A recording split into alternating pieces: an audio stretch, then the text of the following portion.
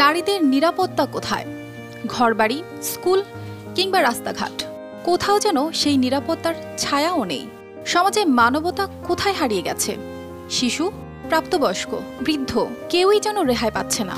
আর সেই অমানবিকতার শিকার হয়েছে ষষ্ঠ শ্রেণীর এই ছাত্রী, যে বয়সে তার পড়াশোনা ও স্বপ্নের পথে এগিয়ে যাওয়ার কথা, সেই বয়সেই তাকে লড়াই করতে হচ্ছে ন্যায় বিচারের জন্য।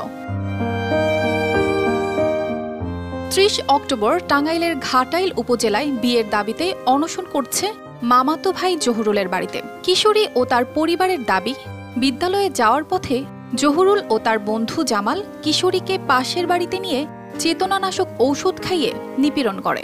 আমি স্কুলে যাইতেছি, জহুরুল ডাক দিছে আমারে ওই আরেক বাড়িতে। পরে আমি গেছি, যাই বলছি ভাই কি বলেন, কয় ঘরে আসো।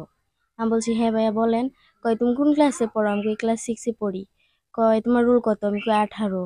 পরে বলছে তুমি স্কুল যাইতেছো? আমি কই হ্যাঁ। ভাইয়া যদি অন্য কোনো কথা থাকে বলেন, নাইলে আমি স্কুলে চলে যাবো। তখন বলছে জহুরুল আচ্ছা। পরে আমার আবার মামি ডাক দিছে, গেছি। যাওয়ার পর কই তুমি তো কোনোদিন স্কুলে যাইতে সময় আসো না, হঠাৎ আজকে আমি বলছি দাদা ডাক দিছে, জহুরুল ডাক দিছে, এটা বলছি। বলার পরে আমারে ঘরে নিয়ে মুখ বাঁধছে, হাত বাঁধছে। আগে একটা বড়ি খাওয়াইছে, খাওয়ানোর পরে আমার মুখ বাঁধছে, হাত বাঁধছে, বাইন্দা পরে আমার সাথে খারাপ কাজ করছে 2 ঘন্টা। এদিকে জহুরুল তাকে বিয়ের প্রতিশ্রুতি দিয়ে ঘটনা গোপন রাখার অনুরোধ জানায়।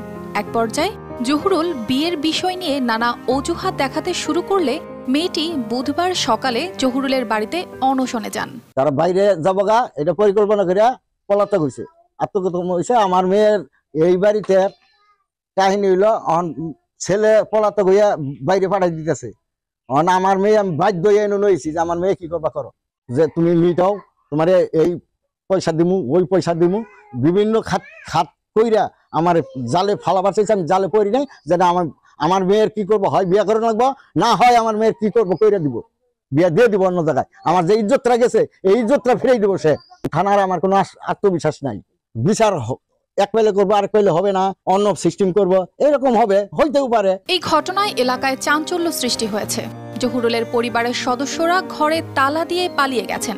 স্থানীয়দের দাবি, এই ঘটনার ন্যায্য বিচার হওয়া উচিত এবং অপরাধীদের দৃষ্টান্তমূলক শাস্তি দাবি করেছেন তারা। আমরা এর দৃষ্টান্তমূলক শাস্তি চাই। আমার পক্ষ থেকে সার্বিক সহযোগিতা আমরা পাবেন। কারো কাছে যাই বিচার পাইতেছি না, সব জায়গায় আমাদের বেড়া দিতেছে, আমাদের বলতেছে এখান থেকে চলে যাইতে হইব, যদি এরকম করি তাহলে এখান থেকে চলে যাইতে হইব, আমাদের টাকা দিয়ে মিট করতে চাইতেছে। স্থানীয় জনপ্রতিনিধি ও পুলিশ কর্মকর্তারাও মেয়েটির পরিবারের সাথে সব ধরনের সহযোগিতার আশ্বাস দিয়েছেন। ঘটনা সংক্রান্তে পুলিশের কাছে ভিকটিম কিংবা তার পরিবারের কেউ কোনো অভিযোগ করেনি। আমরা এই সংক্রান্তে অভিযোগ পাওয়া মাত্র আইনগত ব্যবস্থা নিব।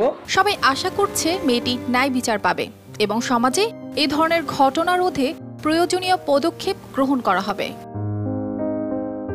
News desk, RTV।